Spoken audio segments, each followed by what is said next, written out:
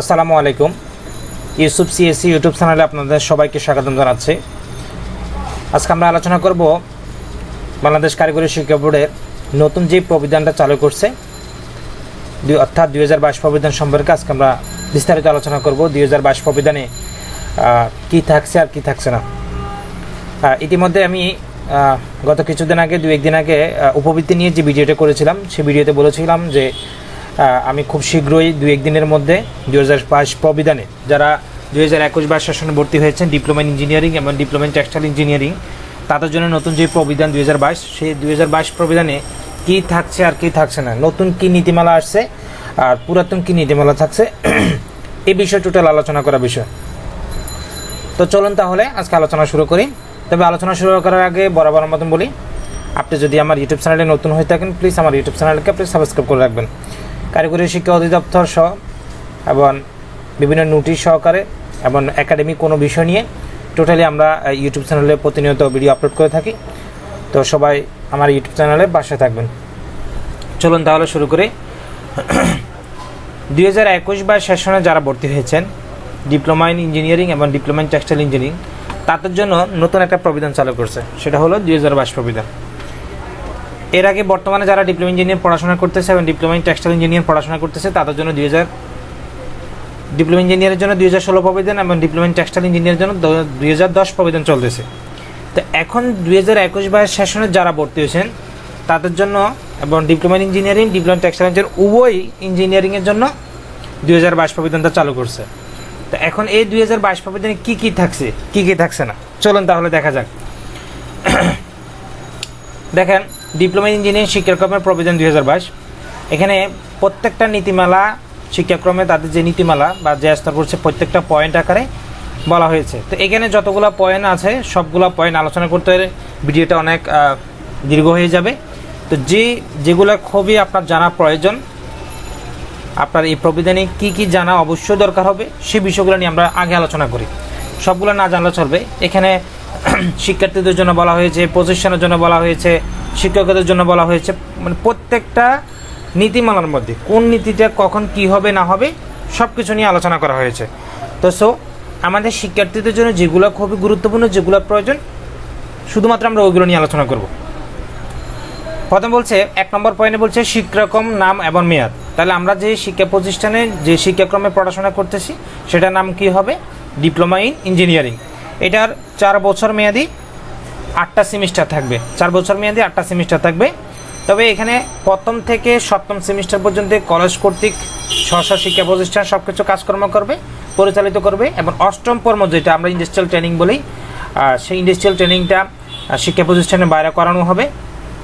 এই জন্য বলছে প্রথম আপনি 8 সেমিস্টার ভিতরে 7ম সেমিস্টার পর্যন্ত কলেজের নিয়মকানুন দ্বারা পরিচালিত হবে।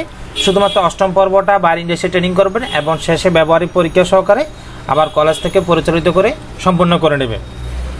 তারপর হচ্ছে এই শিক্ষাক্রমে মোট ক্রেডিট থাকবে 150 থেকে 160 ক্রেডিটের মধ্যে নির্ধারিত করা থাকবে, যেটাতে আপনি 4 বছর 8 সেমিস্টার পড়াশোনা করবেন। টোটালি এখানে ক্রেডিট থাকবে 150 থেকে 160 ক্রেডিটে। এই শিক্ষাক্রমের মোট ক্রেডিটের 10 থেকে 15% সোশ্যাল স্কিল, 15 থেকে 17% সায়েন্স ও ম্যাথ, 10 থেকে 12% রিলেটেড ইঞ্জিনিয়ারিং এবং 58 থেকে 60% পর্যন্ত কোর ইঞ্জিনিয়ারিং বিষয়ের জন্য নির্ধারিত থাকবে। বিশেষ করে রিলেটিভ ইঞ্জিনিয়ারিং এবং কোর ইঞ্জিনিয়ারিং বিষয়ের ক্রেডিটের শতকরা হার সমন্বয় করা যাবে। তবে হচ্ছে এই শিক্ষাক্রমের বিষয়াংশের তাত্ত্বিক বা ব্যবহারিক অংশের শ্রেণীকক্ষে মোট শিক্ষণ ঘন্টার অনুপাতে 40/60, তবে ক্ষেত্র বিশেষে 5% কম বেশি হতে পারে। অর্থাৎ এখানে প্রথমে যে বলছে আমাদের প্রত্যেকটা সেমিস্টারের সাথে যে আরএসএস যে রিলেটিভ সাবজেক্টগুলো থাকবে, অর্থাৎ প্রথম 3 সেমিস্টার পর্যন্ত ম্যাথমেটিক্যাল বিষয় থাকে, সায়েন্স, ফিজিক্স, সোশ্যাল সায়েন্স থাকতে পারে, ম্যাথ থাকতে পারে, ফিজিক্স থাকতে পারে, এই বিষয়গুলো নিয়ে। তারপর হচ্ছে 4 সেমিস্টার, 5 সেমিস্টার, 6 সেমিস্টারে আরএস রিলেটেড কিছু সাবজেক্ট থাকতে পারে, business organisation, industrial management, environmental studies, entrepreneurship. এই সাবজেক্টগুলোর ক্ষেত্রে কখন কত পার্সেন্ট হয় সেটা উল্লেখ করা হয়েছে এই শিক্ষাক্রমের ভিতরে। তার ভিতরে শিক্ষাক্রমের বিষয়ের মধ্যে কতটুকু তাত্ত্বিক থাকবে আর কতটুকু ব্যবহারিক অংশ থাকবে সেটা ক্রেডিট অনুসারে বোঝা যাবে এবং সাবজেক্টে আরএস রিলেটিভ হিসেবে ব্যাখ্যা করা হবে। ক্ষেত্র বিশেষে 5% কমও হতে পারে, 5% বেশিও হতে পারে। তারপর হচ্ছে এই শিক্ষাক্রমে সকল টেকনোলজি পাঠ্য বিষয়ের তাত্ত্বিক এবং ব্যবহারিক অংশের সাপ্তাহিক ক্লাস যথাক্রমে, অর্থাৎ টি দ্বারা থিওরি বুঝবো, পি দ্বারা প্র্যাকটিক্যাল দ্বারা বোঝানো হয়, এবং প্রতি এক পিরিয়ডে তাত্ত্বিক ক্লাস এবং ক্রেডিট হওয়া প্রতি 3 পিরিয়ডে ব্যবহারিক ক্লাস এবং ক্রেডিট হওয়া দ্বারা নির্ধারিত করা হয়। পিরিয়ডের সময়সীমা 50 মিনিট। অর্থাৎ আমরা যখন প্রত্যেকটা সেমিস্টার যখন ক্লাস নেওয়া হয়, সেই ক্লাসে প্রতিটি আপনারা যখন যে সাবজেক্টগুলো কিনবেন, অর্থাৎ যে বিষয়গুলো কিনবেন, সেই বিষয়গুলোর উপরে টিপিসি লেখা থাকবে, credit practical theory practical credit লেখা থাকবে। এখন টির পরে যদি কোনো সংখ্যা থাকে 3 তার মানে কি 3টা থিওরি ক্লাস থাকবে, এবং পিনেসে যদি 3 থাকে তাহলে 3টা থিওরি ক্লাস সমান একটা প্র্যাকটিক্যাল ক্লাস। এই অনুপাতে আমরা ক্লাসগুলো মেনটেন করব। অর্থাৎ প্রতিটি থিওরি ক্লাসের জন্য 50 মিনিট সময় নির্ধারণ করা থাকবে, আর যদি ডাবল ক্লাস হয় সেক্ষেত্রে 1 ঘন্টা 40 মিনিট এরকম করা থাকবে। এটা যখন আপনাদের সাবজেক্টে রুটিন করা থাকবে, সেই রুটিনের উপরে নির্ধারণ করা থাকবে। এই শিক্ষাক্রমে প্রতি পর্বের প্রাতিষ্ঠানিক শিক্ষা সময়কাল থাকবে 16 কার্য সপ্তাহে। প্রতি কার্য সপ্তাহে মোট 30 থেকে 40টা পিরিয়ড ক্লাস অনুষ্ঠিত হবে। আচ্ছা, প্রতি কার্য সপ্তাহে প্রতি পর্বে তাত্ত্বিক বিষয় বা তাত্ত্বিক অংশের 1 ক্রেডিট হওয়ার জন্য 1 পিরিয়ডে একটি ক্লাস অনুষ্ঠিত হবে। আচ্ছা, যাই হোক, এগুলো আপনারা রুটিন যখন দেওয়া হবে, রুটিনের মধ্যে উল্লেখ করে থাকবে কোন ক্লাসের কতটুকু প্র্যাকটিক্যালের সময় ডাবল দেওয়া হয় না সিঙ্গেল দেওয়া হয়, এটা রুটিন দেখলে বুঝতে পারবেন। তারপর হচ্ছে এখানে বলছে এই শিক্ষাক্রমে সকল টেকনোলজি শিক্ষার্থীদের বিষয়ভিত্তিক মূল্যায়নের ক্ষেত্রে 1.6.1 বা পর্বভিত্তিক নম্বরপত্র প্রদানের ক্ষেত্রে এত বিষয় কৃতকার্য শিক্ষার্থীদের সনদপত্র বলবে। অর্থাৎ এখানে বলা হয়েছে ফার্স্ট সেমিস্টার থেকে এবং 7ম সেমিস্টার পর্যন্ত আপনি প্রত্যেকটা সেমিস্টারে যদি সকল সাবজেক্ট যদি কৃতকার্য হন বা সকল সাবজেক্ট যদি পাস করেন, তাহলে আপনার জন্য ওই সেমিস্টারে মার্কশিটটা আসবে, ট্রান্সক্রিপ্টে আসবে।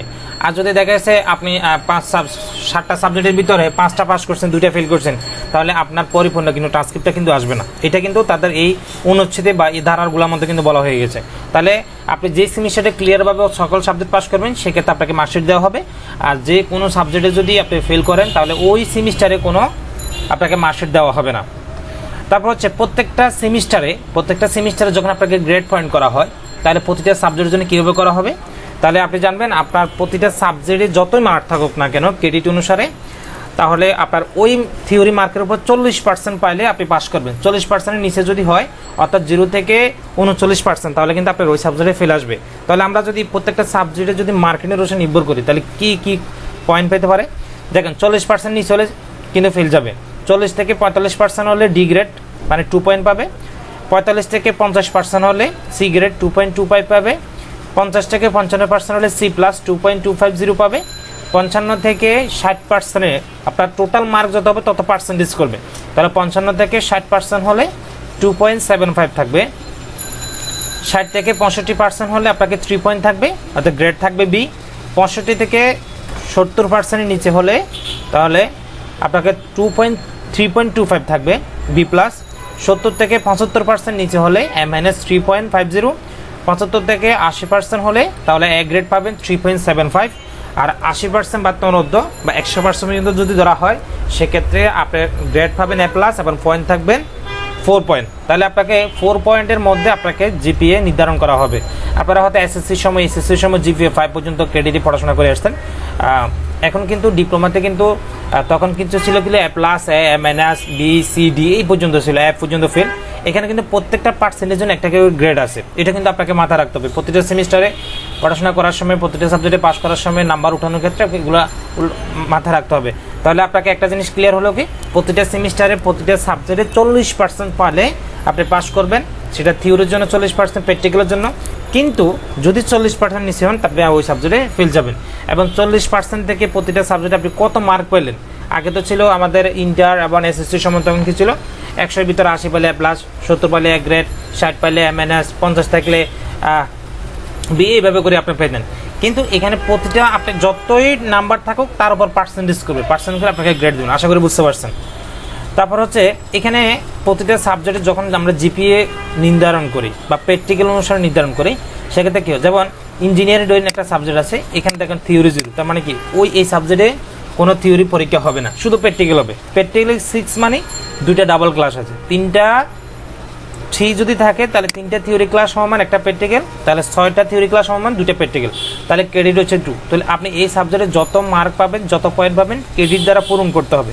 ক্রেডিট দ্বারা পূরণ করবে, তাহলে মনে করেন আপনার এই সাবজেক্টে আপনি এ গ্রেড পাচ্ছেন 3.75, তাহলে 2 দিয়ে 3.75 পূরণ করলে কত হবে 7.50। তাহলে আপনাকে প্রত্যেকটা সাবজেক্টে গ্রেড পয়েন্ট, প্রত্যেকটা সাবজেক্টের আপনাকে ক্রেডিট দ্বারা জিপিগুলো পূরণ করবেন যা পাবেন, এবং টোটাল জিপিগুলো যোগ করার পরে আপনার ক্রেডিট দ্বারা ভাগ করবেন, তাহলে আপনার মূল জিপিএটা চলে আসবে।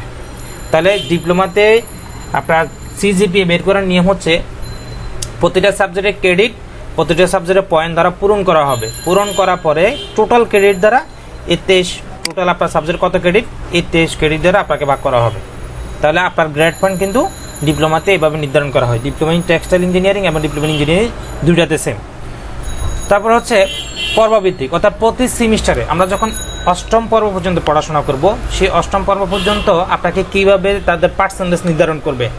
দেখেন, প্রথম পর্ব, দ্বিতীয় পর্ব, তৃতীয় পর্ব, তখন আগে 2016 প্রবিধানে ছিল 3 পর্বে 5% করে। এখন হচ্ছে কি দেখুন, প্রথম পর্ব 5%, মানে কি আপনার প্রথম সেমিস্টার পাস করার পরে যা জিপিএ থাকবে সেখান থেকে 5% কাউন্ট করবে।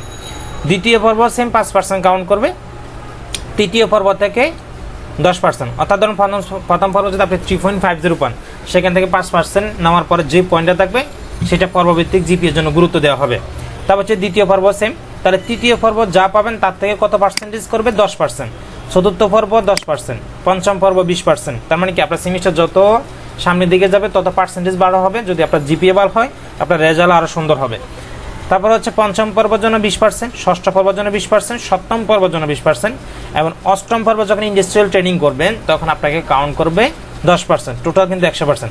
তাহলে আপনি প্রতি পর্বে যত জিপিএ পেয়েছেন তত জিপিএ থেকে যখন যত পার্সেন্টেজ কাটছেন, টোটাল পার্সেন্টেজ যখন যোগ করা হবে তখন আপনার এই অষ্টম পর্বে অর্থাৎ সার্টিফিকেটে আপনার সিজিপিএ নামে অষ্টম পর্ব যখন পরীক্ষা দেবে যে রেজাল্ট আসবে সেটা আপনার টোটাল সেমিস্টারে সিজিপি হিসেবে কাউন্ট করে নেবেন। আশা করি বুঝতে পারছেন। তাহলে প্রতি সেমিস্টারে আপনাকে পার্সেন্টেজ হিসেবে কাউন্ট করবে, এবং অষ্টম পর্ব টোটাল জিপিএ পাওয়ার পরে আপনার পার্সেন্টেজেরা যোগ করার পরে আপনার সার্টিফিকেটে সিজিপি চলে আসবে। বুঝতে পারছেন আশা করি। তারপর হচ্ছে দেখুন, এতক্ষণ যেটা বললাম সেটা ক্যালকুলেট করে দিয়ে দিল অলরেডি। দেখেন, প্রথম পর্ব যদি 3.80 পান, আপনার 5% যদি কাউন্ট করেন 0.190, এটা আপনার যোগ হলো প্রথম সেমিস্টারে।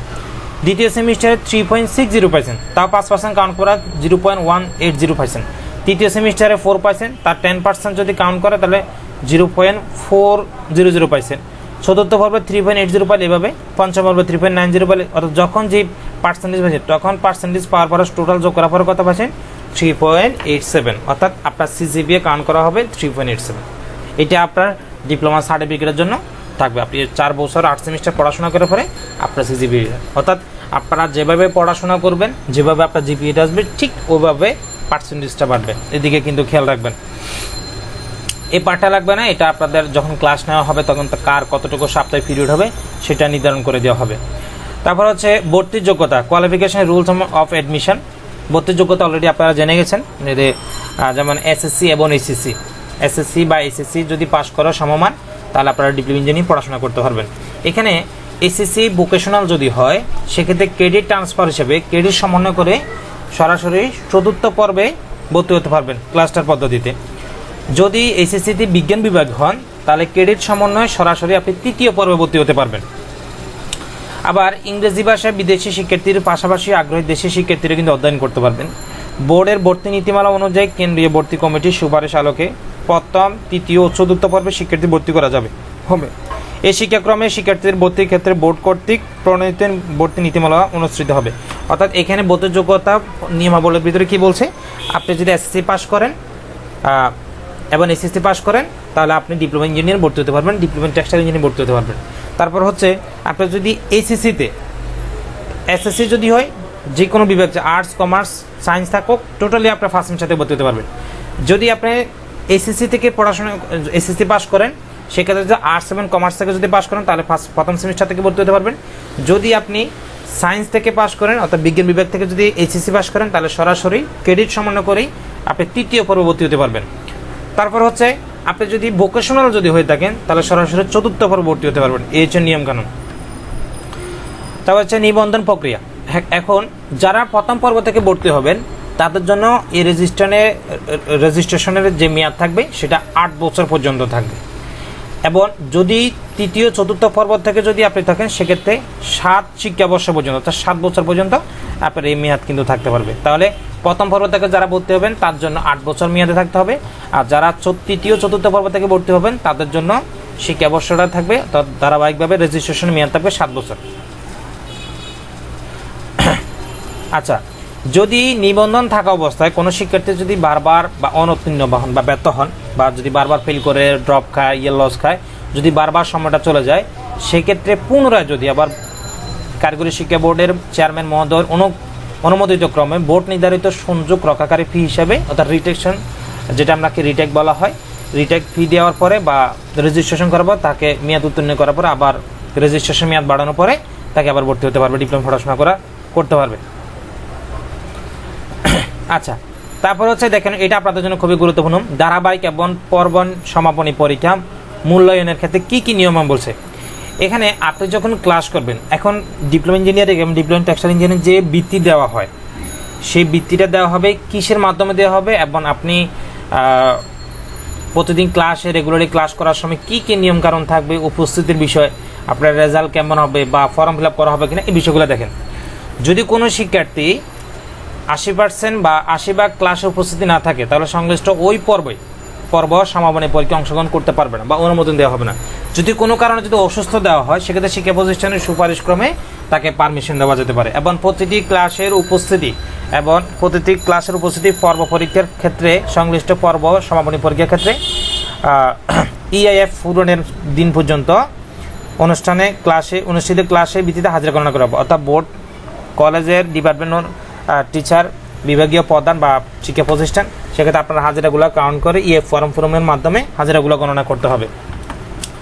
তারপর হচ্ছে প্রথম পর্বে নিবন্ধনকৃত কোনো শিক্ষার্থী নির্ধারিত হাজিরা অর্জনে ব্যর্থ হলে, অর্থাৎ আপনাকে 80% হাজিরা নির্ধারণ করতে বলছে প্রতিটি পর্বে, যদি এর কম হয় তাহলে আপনাকে ফর্ম ফিল আপ করতে দেওয়া হবে না, বৃত্তি প্রদান করা দেওয়া হবে না, অর্থাৎ ওই সেমিস্টারে আপনাকে নিবন্ধন বাতিল এবং অনুত্তীর্ণ হিসেবে ঘোষণা করা হবে। তারপর হচ্ছে প্রতিটি ক্লাসে আরও কিছু আছে, এগুলোর মধ্যে পড়ছে। তারপর হচ্ছে বাংলাদেশ কারিগরি শিক্ষা বোর্ড কর্তৃক প্রণীত শিক্ষা বর্ষপঞ্জি অনুযায়ী এই শিক্ষাক্রমের পর্ব সমাপনী পরীক্ষা সহ যাবতীয় শিক্ষা কার্যক্রম অনুষ্ঠিত পরিচালিত হবে, প্রয়োজনে বোর্ড শিক্ষা সংশোধন করতে পারে। অর্থাৎ বোর্ড কর্তৃক যে আমাদের যে বর্ষপঞ্জিকা যেটা শুরু হয় সেক্ষেত্রে ক্লাস কতদিন হতে পারে, পরীক্ষা কখন হবে, একটা সমাপনী পরীক্ষার প্রত্যেকটা দিক নির্দেশনা কিন্তু ওই ক্যালেন্ডারে দেওয়া থাকবে, এবং বন্ধের কথা উল্লেখ থাকবে, ইভরিথিং সকল ওই নিয়মে কিন্তু প্রতিষ্ঠানে সকল কার্যক্রম কিন্তু পরিচালিত করতে হবে। সকল পর্বে তাত্ত্বিক বা থিওরি এবং ব্যবহারে প্র্যাকটিক্যাল বিষয় এবং বিষয়াংশের ধারাবাহিক মূল্যায়ন সংশ্লিষ্ট শিক্ষা প্রতিষ্ঠান করতে সম্মানিত হবে, এবং চাইলে যখন পরীক্ষা অনুষ্ঠিত হবে সেক্ষেত্রে বোর্ড কর্তৃকও কিন্তু বা বোর্ডের কেন্দ্র সচিবের মাধ্যমে যেভাবে নির্ধারণ করা হয় ওই নিয়মে চলাফেরা করা হবে। তারপর হচ্ছে প্রথম থেকে সপ্তম পর্বে প্রতি বিষয় বা বিষয়াংশের তাত্ত্বিক বা ব্যবহারিক অনুষ্ঠিত ধারাবাহিক মূল্যায়ন ও পর্ব পরীক্ষার 5 নম্বর হবে পৃথকভাবে শতকরা 40%, যেটা আমরা একটু আগে বলছিলাম। আপনি প্রথম পর্ব থেকে সপ্তম পর্ব পর্যন্ত প্রতিটি পর্বের জন্য যে সাবজেক্ট আছে সেই সাবজেক্টে পাস মার্ক থাকবে 40%, তার নিচে হলে তাকে ফেল হিসেবে কাউন্ট করা হবে। তারপরে দেখুন এখানে আরেকটা গুরুত্বপূর্ণ আপনাদের জন্য, যে আমাদের যে প্র্যাকটিক্যালি যে নাম্বারগুলো হয় থিওরি পরীক্ষার জন্য, এগুলো আপনারা থিওরিতে পরীক্ষা দিবেন। প্র্যাকটিক্যাল নাম্বার যেগুলো কাউন্ট করা হয় সেই প্র্যাকটিক্যাল নাম্বারগুলো কাউন্ট কীভাবে করবে সেটা দেখুন। যেমন পর্ব মধ্যম, প্রত্যেকটা সেমিস্টারে মিড টার্ম নামে একটা পরীক্ষা আছে, মিড টার্ম অর্থাৎ পর্ব মধ্যম পরীক্ষা, সেই পরীক্ষার ক্ষেত্রে আপনাকে 20% কাউন্ট করবে, টোটাল কাউন্ট করবে 40%, তার ভিতরে আপনাকে 20% কাউন্ট করবে শুধু পর্ব মধ্যম পরীক্ষার জন্য। তার অবশ্যই গুরুত্বপূর্ণ, আপনি যে ক্লাস টেস্ট দেবেন, টিচারদের ক্লাস টেস্ট নেবে প্রতিটি পর্বের জন্য। মিড টার্মের সময় 2টা ক্লাস টেস্ট, একটা কুইজ টেস্ট, এবং মিডের পরে 2টা ক্লাস টেস্ট এবং একটা কুইজ টেস্ট। এটা নেওয়ার পরে আপনার সেমিস্টারটা শেষ হবে। সেক্ষেত্রে ক্লাস টেস্টের জন্য 6% মার্কিং থাকবে, কুইজ টেস্টের জন্য 4% মার্কিং থাকবে, এবং প্রতিটা সেমিস্টার প্রেজেন্টেশন ও অ্যাসাইনমেন্ট আকারে 5%, উপস্থিতি সহকারে 5%। তাহলে আপনাকে টোটাল উপস্থিতি 80% ঊর্ধ্ব হতে হবে, যেটা আমরা প্রথমে বলছিলাম। 80% না হলে আপনাকে ওই সেমিস্টারটা নিবন্ধন সহকারে অনুত্তীর্ণ হিসেবে ঘোষণা করা হবে।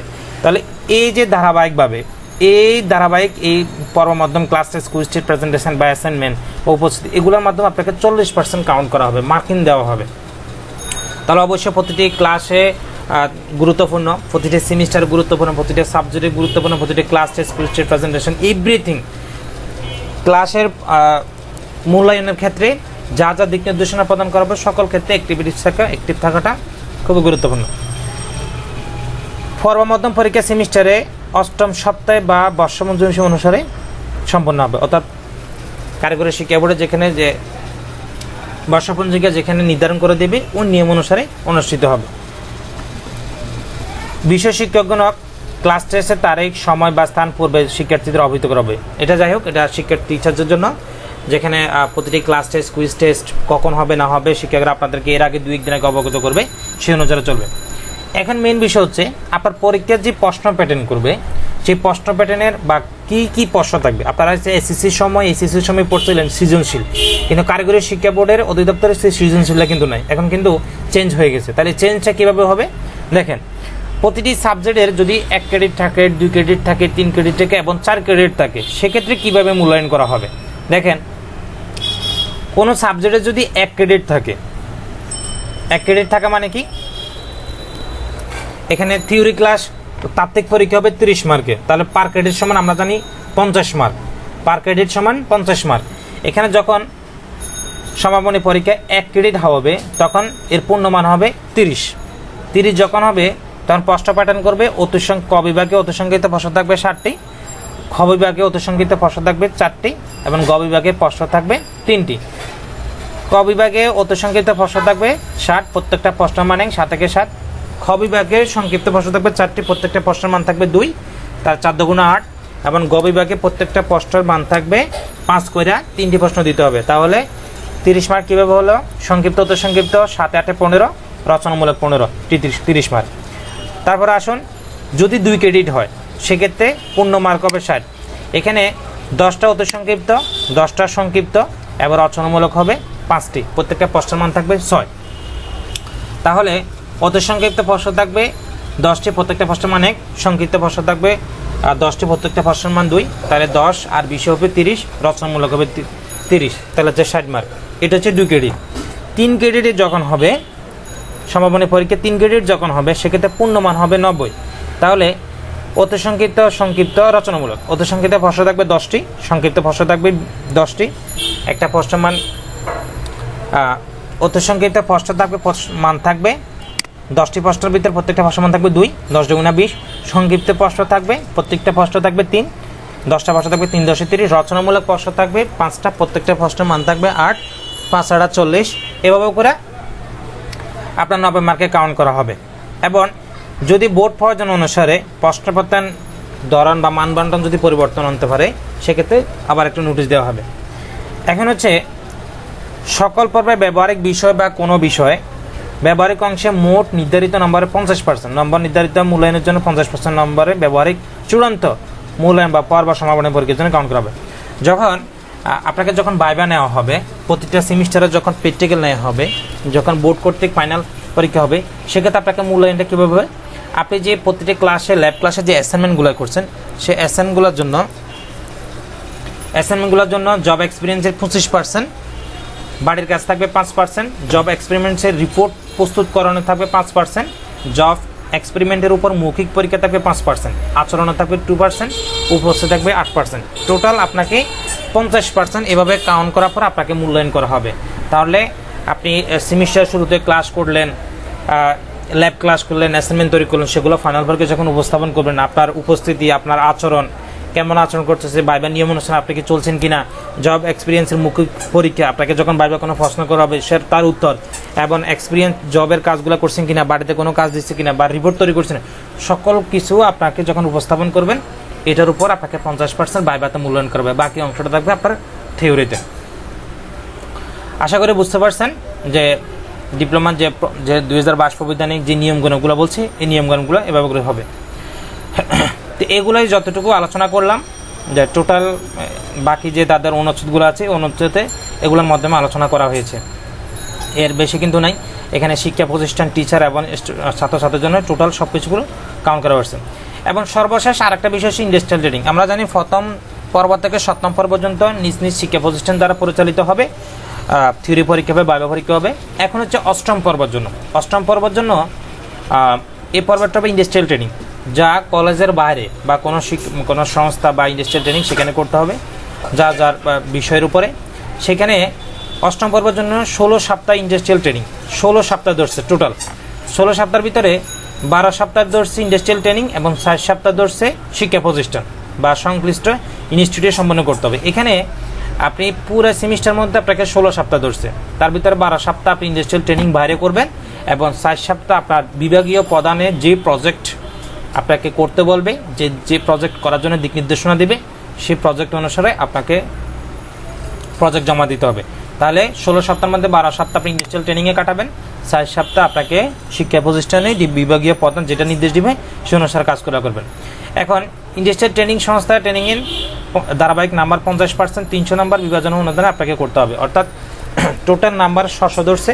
তাহলে আপনাকে ইন্ডাস্ট্রিয়াল ট্রেনিং এবং শিক্ষা প্রতিষ্ঠান এই দুইটা মিলে, দুইটা প্রজেক্ট মিলে আপনি যা যা কাজ করছেন তার উপর প্রজেক্ট উপস্থাপন করবেন, প্রতিবেদন তৈরি করবেন, প্রতিবেদন মূল্যায়ন করবেন, সব কিছু মিলে আপনার 300 মার্ক করে 600 মার্ক ইন্ডাস্ট্রিয়াল ট্রেনিংয়ের জন্য উল্লেখ করা হলো।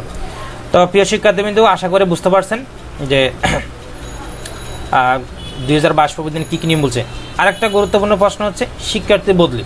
শিক্ষার্থী বদলিটা হচ্ছে যে বোর্ড কর্তৃক প্রণীত বদলি নীতিমালা অনুসারে বদলি কমিটির সুপারিশের আলোকে আন্তঃপ্রতিষ্ঠানে শিক্ষার্থী বদলি করা যাবে। গত 2016 প্রবিধানের ভিতরে কী ছিল, প্রথম 3 পর্বের মধ্যে 3য় পর্ব পর্যন্ত যে কোনো প্রতিষ্ঠান থেকে বদলি করা যাবে, এখনও তাই থাকবে। তবে প্রথম পর্ব আপনি ভর্তি হয়েছেন যে প্রতিষ্ঠানে, সেখানে আপনাকে সম্পন্ন করতে হবে। আপনি প্রথম পর্ব এখানে ভর্তি অন্য জায়গায় ট্রান্সফার করা কিন্তু কোনো সুযোগ নেই। তা সেক্ষেত্রে আপনাকে এই প্রতিষ্ঠানে ভর্তি বাতিল করে অন্য প্রতিষ্ঠানে ভর্তি হতে পারবেন। আবার আছে সেকেন্ড সেমিস্টার এবং থার্ড সেমিস্টার পর্যন্ত আপনি বদলি হওয়ার সুযোগটা থাকবে। প্রথম পর্বে কোনো শিক্ষার্থীকে বদলি বিবেচনা করা নেওয়া যাবে না। ক্লাস শুরুর 7 সপ্তাহের মধ্যে আন্তঃপ্রতিষ্ঠানের শিক্ষার্থী বদলি কার্যক্রম সম্পন্ন করতে হবে। অর্থাৎ আপনার জন্য শিক্ষা প্রতিষ্ঠান যদি বদলি করতে চান, আপনি এক স্থান থেকে অন্য স্থানে যাবেন, সেক্ষেত্রে যখন সেমিস্টারের ক্লাস শুরু হবে ওই শুরুর 7 সপ্তাহের মধ্যে অর্থাৎ 1 মাসের মধ্যে আপনাকে সকল কার্যক্রম বদলির প্রতিষ্ঠান বোর্ডের নিয়মে, বোর্ডে তথ্য পাঠানো, বোর্ডে আবার তথ্যগুলো আবার ওই যে প্রতিষ্ঠান বদলি করবেন সেখানে পাঠানো, সব কিছু মিলে 1 মাসের মধ্যে আপনাকে সম্পন্ন করতে হবে। এখানে বদলির নিয়মটা হবে সরকারের থেকে সরকারি এবং বেসরকারি থেকে বেসরকারি শিক্ষা প্রতিষ্ঠানে আপনাকে বদলি করার কোনো সুযোগ থাকবে। কিন্তু সেক্ষেত্রে সরকারি থেকে বেসরকারি, বেসরকারি থেকে সরকারি এই সুযোগ কোনো থাকবে না। সরকারি হলে সরকারি, বেসরকারির মধ্যে বেসরকারির মধ্যে এই বদলিটা নেওয়া সম্ভব। তো প্রিয় শিক্ষার্থীবৃন্দ, আজকে এই পর্যন্ত আমরা 2022 প্রবিধানের মধ্যে যা যা আলোচনা করলাম টোটাল এখানে। তবে আরেকটা বিষয় হচ্ছে, আরও কিছু সংক্ষিপ্ত আছে, আমি যতটুকু আলোচনা করছিলাম তার ভিতর খুব সংক্ষেপে 12টা পয়েন্ট খুব দ্রুত বলে দিই, এগুলো দেখলে বুঝতে পারবে। দেখেন, কোর্সের নাম আপনারা যে 4 বছর ডিপ্লোমা ইঞ্জিনিয়ারিং করতেছে সেটা কোর্সের নাম হবে ডিপ্লোমা ইঞ্জিনিয়ারিং 2। 4 বছর মেয়াদি 8 সেমিস্টার থাকবে, 8 ক্রেডিট থাকবে, 150 থেকে 60 ক্রেডিট। তারপর হচ্ছে প্রথম পর্ব থেকে 7ম পর্ব পর্যন্ত সকল উত্তরপত্র বোর্ড কর্তৃক মূল্যায়ন করা হবে।